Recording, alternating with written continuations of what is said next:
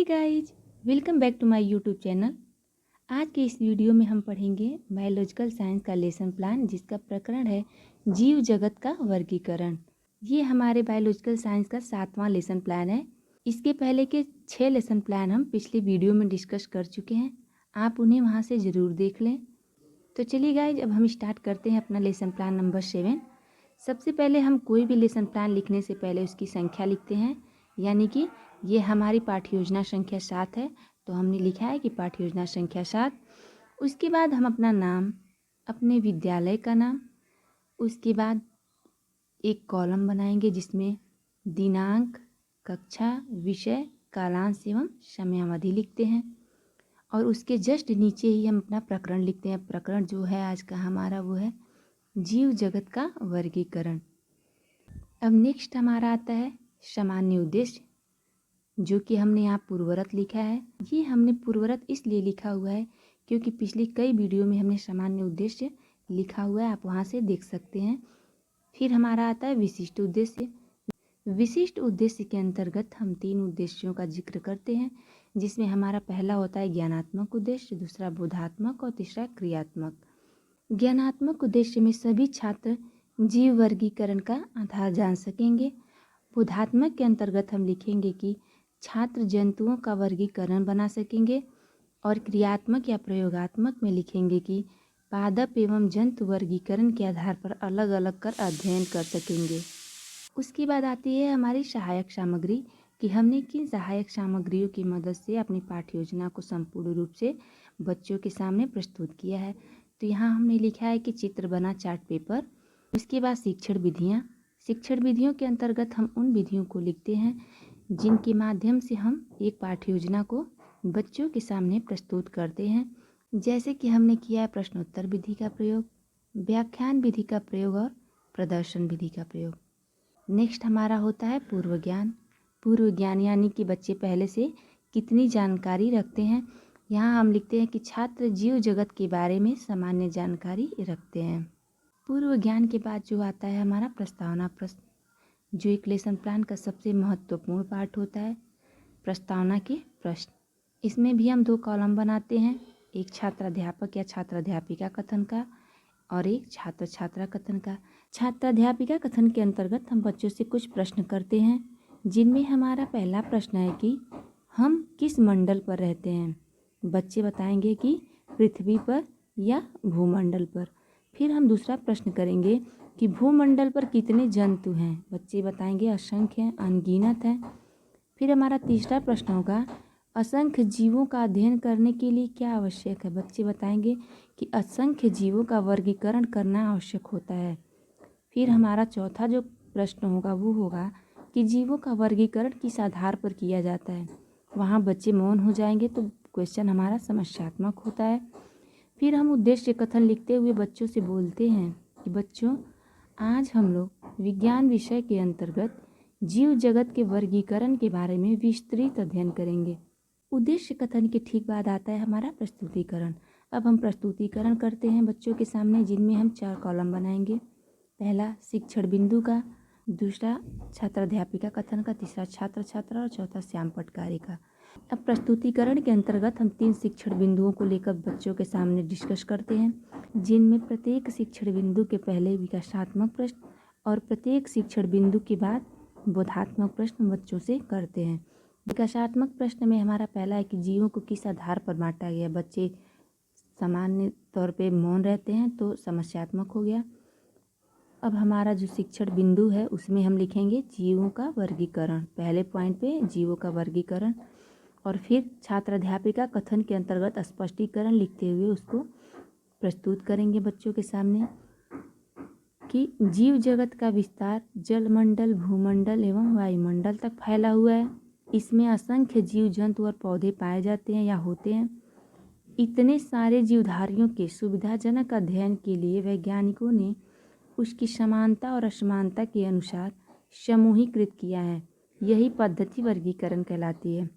बच्चे ध्यान से हमारी बातों को सुनते हैं। और श्यामपट्ट कार्य में भी हम लिखेंगे कि जीवों को उनकी समानता और असमानता के आधार पर बांटा गया, जो वर्गीकरण कहलाता है। उसके बाद आता है हमारा बोधात्मक प्रश्न। बोधात्मक प्रश्न में हम बच्चों से पिछले शिक्षण बिंदु से ही क्वेश्चन करेंगे कि बच्चों को किस प्रकार बोध हो चुका है। जिनमें पहला है, जीवों का वर्गीकरण क्यों किया गया है। बच्चे बताएंगे कि सुविधाजनक अध्ययन के लिए। फिर हम दूसरा प्रश्न करेंगे कि वर्गीकरण को किस आधार पर बांटा गया है। बच्चे बताएंगे समानता एवं असमानता के आधार पर। यहाँ हमारा पहला शिक्षण बिंदु समाप्त हो जाता है। अब हम दूसरा शिक्षण बिंदु लिखेंगे, लेकिन दूसरे शिक्षण बिंदु को लिखने से पहले हम पुनः विकासात्मक प्रश्न करते हैं। अब पुनः विकासात्मक प्रश्न में हमारा प्रश्न है कि जंतुओं का वर्गीकरण किस किस आधार पर किया गया है। बच्चे वहाँ चुप हो जाएंगे तो समस्यात्मक हो गया। समस्यात्मक होते ही हम बच्चों के सामने उसको प्रस्तुत करते हैं। उसके लिए हम शिक्षण बिंदु वाले कॉलम में पहले जंतुओं के वर्गीकरण का आधार लिखेंगे। फिर छात्र अध्यापिका कथन में स्पष्टीकरण लिखते हुए उसको स्पष्ट करेंगे कि जीव जंतुओं को निम्न तरीके से वर्गीकृत किया गया है, जिनमें पहला है संरचना के आधार पर, दूसरा है मेरुदंड की उपस्थिति के आधार पर, तीसरा है प्रजनन के आधार पर और चौथा है निवास स्थान के आधार पर। ब्लैक बोर्ड कार्य में हम यहाँ पे जंतुओं के वर्गीकरण का एक फ्लो चार्ट बना सकते हैं और बच्चे हमारी बातों को ध्यान से सुनते हैं। अब हम संरचना के आधार पर बताएंगे बच्चों को कि जंतु की संरचना एक कोशिकीय भी होती है और बहुकोशिकीय भी। जैसे हमारा उदाहरण हो गया, एक कोशिकीय जीव के अंतर्गत अमीबा, यूग्लिना, पैरामीशियम आदि, और बहुकोशिकीय जीव के अंतर्गत जीव जंतु, मानव, कुत्ता आदि। अब हमारा दूसरा जो है मेरुदंड की उपस्थिति के आधार पर, इसके अंतर्गत हम बताएंगे कि ऐसे जंतु जिनमें मेरुदंड, रीढ़ की हड्डी नहीं पाई जाती है उन्हें अकशेरुकीय जंतु कहते हैं, जैसे कि केचुआ, घोंघा आदि। और जिन जंतुओं में मेरुदंड पाया जाता है उन्हें कशेरुकी जंतु कहते हैं, जैसे कि मेढक, मनुष्य और मछली आदि। अब हम तीसरे पॉइंट पे आएंगे जो है प्रजनन के आधार पर। जंतु को दो भागों में वर्गीकृत किया गया है। अंडा देने वाले जीवों को अंडायुज तथा बच्चे देने वाले जीव को जरायुज कहते हैं। ठीक है, यहाँ भी बच्चे हमारी बातों को ध्यान से सुनेंगे। चौथा, निवास स्थान के आधार पर। जंतुओं का स्थान भिन्न भिन्न होता है। जल में रहने वाले जीव जैसे मछली जलीय जंतु कहलाते हैं। वायु में उड़ने वाले जंतु जैसे कौवा, कबूतर, स्थल पर रहने वाले जीव जैसे कुत्ता, बिल्ली आदि हो गए। ये हमारा सेकेंड शिक्षण बिंदु समाप्त होता है।